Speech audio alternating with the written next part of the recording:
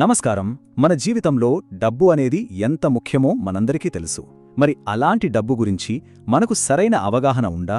ఈరోజు మనం financial literacy అంటే ఆర్థిక అక్షరాస్యత అనే ఒక పవర్ఫుల్ స్కిల్ గురించి తెలుసుకోబోతున్నాం.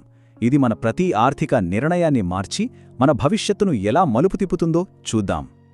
మీకెప్పుడైనా ఇలా అనిపించిందా? స్కూల్లో మనకు సైన్స్, చరిత్ర, లెక్కలేనన్ని ఫార్ములాలు నేర్పించారు. అన్నీ బాగానే ఉంది, కానీ మన జీవితాన్ని నడిపించే డబ్బుని ఎలా మేనేజ్ చెయ్యాలో, తెలివైన ఆర్థిక నిర్ణయాలు ఎలా తీసుకోవాలో ఎందుకు నేర్పించలేదు? వింటేనే కాస్త ఆశ్చర్యంగా ఉంది కదూ? నిజం చెప్పాలంటే కొంతమంది డబ్బున్నవాళ్లుగా ఉండటానికి, మరికొంతమంది ఎప్పుడూ కష్టపడుతూ ఉండటానికి కారణం అదృష్టం కాదు, అది కేవలం ఫైనాన్షియల్ లిటరసీ. గుడ్ న్యూస్ ఏంటంటే ఇది ఎవరైనా నేర్చుకోగలిగే ఒక స్కిల్. ఈరోజు మీ ఆర్థిక జీవితాన్ని మీ కంట్రోల్లోకి తీసుకునే ఒక క్లియర్ రోడ్ మ్యాప్ మనం చూద్దాం. ఓకే, మన ఆర్థిక స్వేచ్ఛ ప్రయాణంలో 5 ముఖ్యమైన స్టెప్స్ తీసుకోబోతున్నాం. ఫస్ట్, మనమిప్పుడు ఎక్కడున్నామో తెలుసుకుంటాం. ఆ తర్వాత బడ్జెటింగ్, అప్పుల గురించి, పెట్టుబడి గురించి, చివరగా మన ఫినాన్షియల్ ఫ్రీడమ్కు దారి ఎలా వేసుకోవాలో చూద్దాం. ఇక మొదలు పెడదాం రండి. మొదటి విభాగం, మీ ఆర్థిక ప్రారంభ స్థానం. చూడండి, మనం ఎక్కడికైనా వెళ్ళాలి అనుకున్నప్పుడు ముందు మనం ఎక్కడ ఉన్నామో మనకు తెలియాలి కదా. గూగుల్ మ్యాప్స్ కూడా అదే అడుగుతుంది. డబ్బు విషయంలో కూడా అంతే. మీ ఫైనాన్షియల్ సిచ్యువేషన్ ఇప్పుడు ఎలా ఉందో ముందు అర్థం చేసుకుందాం. మీ ఫైనాన్షియల్ సిచ్యువేషన్ తెలుసుకోవడానికి ఒక సింపుల్ ఫార్ములా ఉంది. అదే నికర విలువ లేదా నెట్ వర్త్. అంటే మీ ఆస్తుల నుండి మీ అప్పులను తీసివేయాలి. మీ దగ్గర ఉన్న డబ్బు, ఇల్లు, ఇన్వెస్ట్మెంట్లు ఇవన్నీ ఆస్తులు. మీరు కట్టాల్సిన లోన్లు, క్రెడిట్ కార్డ్ బిల్లులు, అప్పులు. అంతే, చాలా సింపుల్ గదా. సరే, ఇప్పుడు మీ ఫైనాన్షియల్ హెల్త్ ఎలా ఉందో కంప్లీట్గా అర్థం చేసుకోవడానికి ఈ 3 నంబర్లు చాలా ముఖ్యం. మొదటిది నెట్వర్త్. ఇది పాజిటివ్గా ఉందా, నెగిటివ్గా ఉందా? రెండవది క్యాష్ ఫ్లో, అంటే ప్రతి నెల సంపాదనలో ఖర్చులు పోగా మీ చేతిలో ఎంత మిగులుపోంది. మూడవది ఫైనాన్షియల్ రన్వే. అనుకోకుండా మీ జాబు పోతే మీ దగ్గరున్న డబ్బుతో ఎన్ని నెలలు బతకగలరు. ఈ 3 మీ ఆర్థిక పరిస్థితికి అద్దం పడతాయి. ఓకే, నెక్స్ట్ సెక్షన్కి వెళ్దాం. బడ్జెటింగ్. అమ్మో, బడ్జెట్ అనగానే భయపడకండి. ఇది ఖర్చుల ఆపేయడం గురించి కాదు, మీ డబ్బుకు ఒక ప్లాన్ ఇవ్వడం గురించి. ఇది మిమ్మల్ని కంట్రోల్ చేసేది కాదు, ఇది నీకు పవర్ ఇచ్చే ఒక టూల్. బడ్జెటింగ్లో చాలామంది చేసే పెద్ద పొరపాటేంటంటే అవసరాలకి, కోరికలకి మధ్య తేడా తెలుసుకోకపోవడం. అవసరాలు అంటే నీడ్స్, ఫుడ్, ఇల్లు లాంటివి. ఇవి బతకడానికి కంపల్సరీ. ఇక కోరికలు అంటే వాంట్స్, పెద్ద టీవీ, బ్రాండెడ్ బట్టలు లాంటివి. ఇవి మన లైఫ్ని బెటర్ చేస్తాయి, కానీ కంపల్సరీ కాదు. ఈ రెండింటినీ బ్యాలెన్స్ చేయడానికి 50/30/20 రూల్ ఒక అద్భుతమైన ఫార్ములా. మీ జీతంలో ట్యాక్సులు పోగా 50% మీ అవసరాలకు కేటాయించండి, 30% మీ కోరికల కోసం. ఎస్, మీరు ఎంజాయ్ చెయ్యాలి. ఇక మిగిలిన 20% పొదుపు, అప్పులు తీర్చడానికి కేటాయించాలి. ఇది స్టార్ట్ చేయడానికి ఒక బెస్ట్ పద్ధతి. ఒక్క విషయం గుర్తుంచుకోండి, మంచి బడ్జెట్ అంటే ఖర్చు పెట్టకుండా ఆపేయడం కాదు. బదులుగా మీరు నిజంగా దేనికైతే విలువ ఇస్తారో వాటి మీద ఆలోచించి ఖర్చు పెట్టడానికి మీకిచ్చే పర్మిషన్. ఇది ఫ్రీడమ్ గురించి, లిమిట్స్ గురించి కాదు. ఇప్పుడు అప్పుల గురించి మాట్లాడుకుందాం. అప్పు అనగానే చాలామందికి ఒకటే భయం. కానీ అన్ని అప్పులు చెడ్డవి కావు.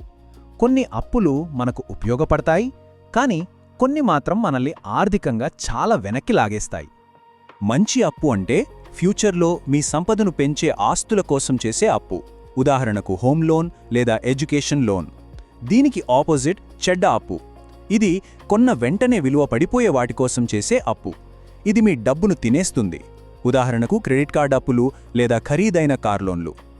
చెడ్డ అప్పులుంటే వాటిని తీర్చడానికి డెట్ స్నోబాల్ మెథడ్ చాలా బాగా పనిచేస్తుంది. ఏం చేయాలంటే మీ అప్పులన్నింటినీ చిన్న అమౌంట్ నుండి పెద్ద అమౌంట్కి ఒక లిస్ట్ రాయండి. అన్నింటికీ మినిమం పేమెంట్లు చేస్తూ మీ దగ్గరున్న ఎక్స్ట్రా డబ్బునంతా కేవలం ఆ చిన్న అప్పును తీర్చడానికే వాడండి. ఆ ఒక్క అప్పు తీరిపోగానే మీకొచ్చే కాన్ఫిడెన్స్ మిగతా అప్పుల్ని కూడా తీర్చడానికి సూపర్ మోటివేషన్ ఇస్తుంది. భవిష్యత్తులో మళ్లీ అప్పుల బారిన పడకుండా ఉండాలంటే ఎమర్జెన్సీ ఫండ్ ఒక సేఫ్టీ నెట్ లాంటిది. అనుకోని ఆరోగ్య సమస్యలు వచ్చినా, జాబ్ పోయినా ఇది మిమ్మల్ని కాపాడుతుంది. కనీసం 3 నుండి 6 నెలల ఖర్చులకు సరిపడా డబ్బును నార్మల్ సేవింగ్స్ అకౌంట్ కంటే ఎక్కువ వడ్డీ ఇచ్చే ఒక హై ఈల్డ్ సేవింగ్స్ అకౌంట్లో ఉంచండి. ఇప్పటి వరకు డబ్బును కాపాడుకోవడం, మేనేజ్ చేయడం గురించి మాట్లాడాం. ఇప్పుడు చాలా ఇంట్రెస్టింగ్ పార్ట్, డబ్బును పెంచడం గురించి. ఇన్వెస్టింగ్ అంటే పెట్టుబడి పెట్టడం అనేది లాంగ్ టర్మ్లో సంపదను సృష్టించడానికి ఒక పవర్ఫుల్ స్ట్రాటజీ. చాలామంది ఇన్వెస్ట్ చెయ్యాలంటే రిస్క్ అని భయపడతారు. కానీ అసలు నిజమేంటంటే ఇన్వెస్ట్ చెయ్యకపోవడమే పెద్ద రిస్క్. ఎందుకంటే మీ డబ్బును బ్యాంకులో ఖాళీగా ఉంచితే ఇన్ఫ్లేషన్ అంటే ధరల పెరుగుదల నెమ్మదిగా మీ డబ్బు విలువను తినేస్తుంది. పెట్టుబడిలో చక్రవడ్డీ లేదా కాంపౌండ్ ఇంట్రెస్ట్ అనేది ఒక మ్యాజిక్లా పనిచేస్తుంది. ఈ గ్రాఫ్ చూడండి. 25 ఏళ్ల వయసులో ఇన్వెస్ట్ చేయడం మొదలుపెట్టిన వ్యక్తి సంపద 35 ఏళ్ల వయసులో మొదలుపెట్టిన వారికంటే కొన్ని రెట్లెక్కువగా ఉంది. ఆ 10 ఏళ్ల ఆలస్యం వాళ్ళ సంపదపై ఎంత పెద్ద ప్రభావం చూపిందో మీరే గమనించండి. అందుకే time is your biggest asset. Investing start చేయడానికి 2 సింపుల్ మార్గాలున్నాయి. ఒకటి, మీ కంపెనీ ఇచ్చే రిటైర్మెంట్ ప్లాన్. కంపెనీ మ్యాచింగ్ను పూర్తిగా వాడుకోండి, అది ఫ్రీ మనీ లాంటిది. 2, ఇండెక్స్ ఫండ్స్ లేదా ఈటీఎఫ్లలో పెట్టుబడి పెట్టడం. చిన్న మొత్తంతోనైనా సరే మొదలు పెట్టడం చాలా ముఖ్యం. ఇప్పుడు మనం చివరి విభాగానికొచ్చేశాం. ఇప్పటివరకు మనం నేర్చుకున్న ఈ స్టెప్స్ అన్నీ మనల్ని ఫైనాన్షియల్ ఫ్రీడమ్ అంటే ఆర్థిక స్వేచ్ఛ వైపు నడిపించే ఒక ప్రయాణం. సరే, ఇప్పటి వరకు మనం నేర్చుకున్న ముఖ్యమైన విషయాలను ఒక్కసారి గుర్తు చేసుకుందాం. ఫస్ట్, మీ నెట్వర్త్ లెక్కించండి. 50-30-20 రూల్తో బడ్జెట్ వేసుకోండి. చెడ్డ అప్పుల నుండి బయటపడి ఎమర్జెన్సీ ఫండ్ క్రియేట్ చేసుకోండి. వీలైనంత త్వరగా కన్సిస్టెంట్గా ఇన్వెస్ట్ చేయండి. అండ్ ఫైనలీ, గుర్తుంచుకోండి, ఇది ఒక మారథాన్, స్ప్రింట్ కాదు. ఓపిక చాలా అవసరం. చివరిగా ఒక ముఖ్యమైన మాట, మన ఆదాయం మన లైఫ్ స్టైల్ని డిసైడ్ చేస్తుంది. కానీ మన నికర విలువ, మన నెట్వర్త్ మాత్రమే మనకు నిజమైన స్వేచ్ఛను, మనకు నచ్చినట్టు బతుకే అవకాశాన్ని ఇస్తుంది. కాబట్టి సంపాదించడంపైనే కాదు, సంపదను సృష్టించడంపై దృష్టి పెట్టాలి. మన ఆర్థిక భవిష్యత్తు అనేది ఈరోజు మనం తీసుకునే చిన్న చిన్న నిర్ణయాల మీదే ఆధారపడి ఉంటుంది. మరి మీ ఆర్థిక స్వేచ్ఛ ప్రయాణంలో మీరు వేయబోయే ఆ మొదటి అడుగు ఏంటి? ఇప్పుడే ఒక నిర్ణయం తీసుకోండి.